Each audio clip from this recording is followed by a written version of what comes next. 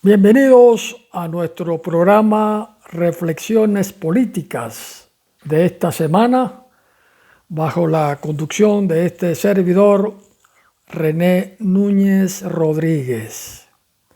Continuando con nuestro ciclo de temas importantes que invocamos la autocrítica, la autorreflexión, porque es la única manera de avanzar, de lograr superar los escollos estructurales que tenemos dentro de nuestro sistema político de gobierno en nuestros países, en América Latina, en especial en el caso de Venezuela.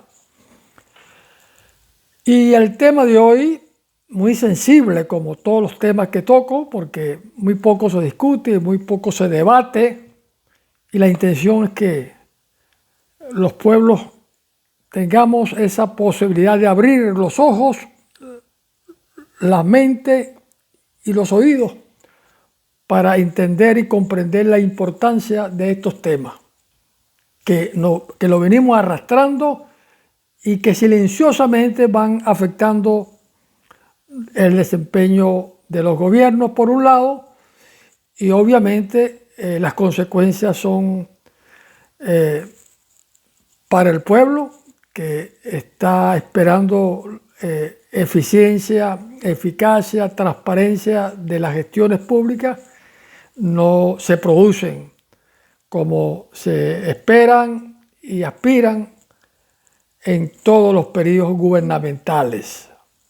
El tema de hoy, un tema que es tal vez uno de los más importantes que está afectando la gobernabilidad, la gerencia política y la gestión pública en América Latina, en especial, repito, a Venezuela. El tema de la corrupción, presente como una cultura dentro de esa gobernabilidad que incide y que afecta los resultados, el desempeño. Y hoy vamos a compartir cuáles son esas estrategias claves y realistas para combatir ese flagelo social político como la corrupción en nuestro país, que nos ha hecho un daño irreparable hasta el momento. Cada vez es mayor lo que se toma como recursos del Estado de manera ilegal. Y de alguna manera también vemos cómo ciertas instituciones privadas también se han convertido en cómplices de esa cultura malavida de los recursos humanos y materiales que tiene los gobiernos.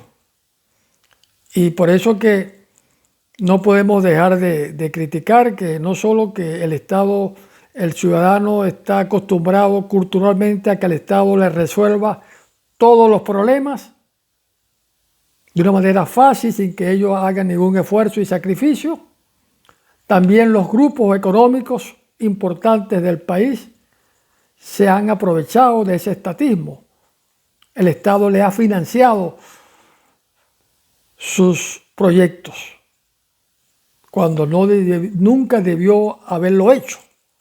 Y han crecido y exponencialmente se han convertido en unos gigantes económicos en el país, cuando ese dinero ha debido ser utilizado para la infraestructura, para la seguridad, para la educación, para la salud.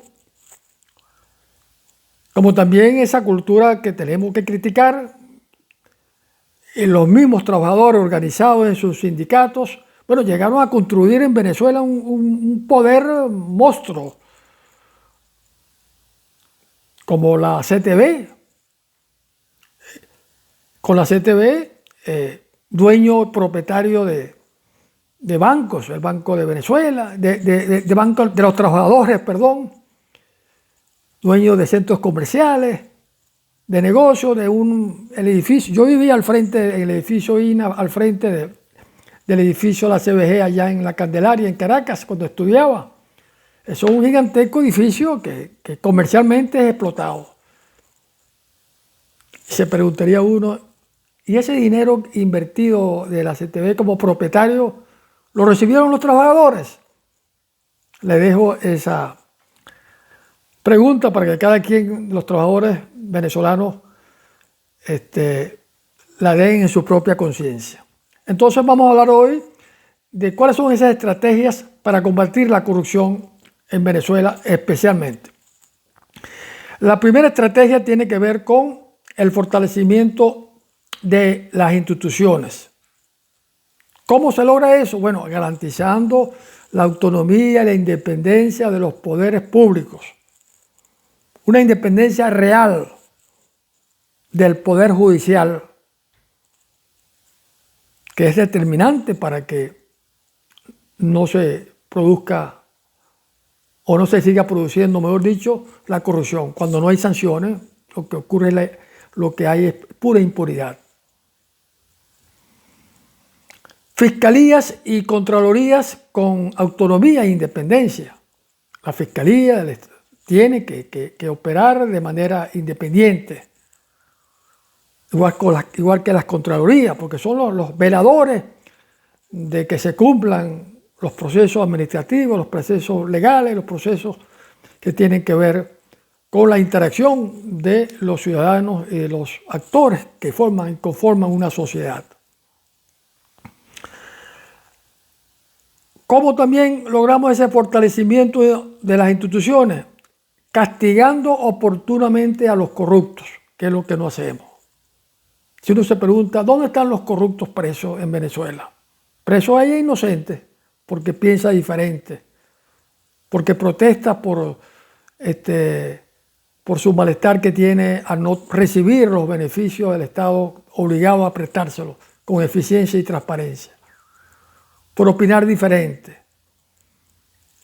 ¿Dónde están los corruptos que se han robado dinero en este país? No solo en estos 17 años últimos, sino también en los 40 anteriores. Entonces, no hay justicia que se imponga para meterlos presos, porque son poderosos. Llegan al Estado a hacer negocios y a pensar en ellos, en su riqueza. Entonces, esa estrategia tiene que reivindicarse, castigar oportunamente a los corruptos. Y de eso necesitamos un sistema judicial independiente, funcional. Porque la impunidad alimenta la corrupción. Y eso es lo que hemos tenido en Venezuela. Segunda estrategia para combatir la corrupción, una transparencia total. ¿Cómo? Bueno, gobiernos abiertos, donde contratos, licitaciones, presupuestos públicos estén en línea, que cualquier ciudadano pueda accesar a esa información. No a la escondida, que solo ellos los que operan esos y son responsables de esos procesos conocen lo que está pasando. Información abierta, libre, para que los ciudadanos y los medios de comunicación social, los periodistas, puedan fiscalizar, porque la comunicación social se convierte también en un controlador social a través de los periodistas, para que ellos investiguen en línea todo lo que tengan que investigar para ver si las cosas se están haciendo de manera correcta y oportunamente. Digitalizar trámites para reducir el contacto que facilite los sobornos. Sí, en la medida que esos trámites tengamos que hacer contacto con las personas, ahí las cosas se complican y se han complicado. Eso debe estar digitalizado para evitar en lo posible que no se produzcan ese tipo de maniobras en la cual los sobornos es la figura que está presente. Tercera estrategia para combatir la corrupción en Venezuela: es necesario reformar la política para un control estricto en el financiamiento de las campañas electorales. Eso es muy importante. Y si algo hay que reconocer, lo que hizo un gobierno en el pasado de eliminar los financiamientos que tenía el Estado a los partidos políticos para hacer campaña, que eso se había convertido, bueno, también en un dinero que recibían los primeros partidos que llegaban, primero, el segundo, el tercero, no sé, si eran los tres. Un dinero que quedaban en las cúpulas de los partidos, para los que sacaban mayor votación. No, señor. Que busquen su financiamiento privado, como lo hacen en Estados Unidos. Que hasta el propio gobierno, si quiere reelegirse, busca apoyo financiero de los sectores privados. Que ellos se interesan también en la participación política, porque no para hacer negocios con el ganador, sino porque piensan que la economía puede mejorar de acuerdo a cómo tienen ellos su conocimiento y conciencia con los candidatos que se están presentando para aspirar al periodo presidencial correspondiente. Hay que establecer definitivamente, y eso hay que hacerlo en el próximo gobierno en Venezuela, aquí limitar la reelección y sancionar los partidos políticos que tengan que ver con actos indebidos de corrupción. Esa reelección indefinida es lo peor que ha podido ocurrir en Venezuela. Y el gobierno que llegue hay que buscar la manera de crear las condiciones para que eso se elimine de la Constitución. Otro punto de esa reforma reformar la política. Bueno, la declaración pública de bienes y conflictos de interés. Todo el que aspira a un cargo o va a ejercer un cargo tiene que hacer su declaración pública de bienes y ver que no haya un conflicto de intereses en lo que va a ejercer con sus intereses personales o grupales a la cual pertenece.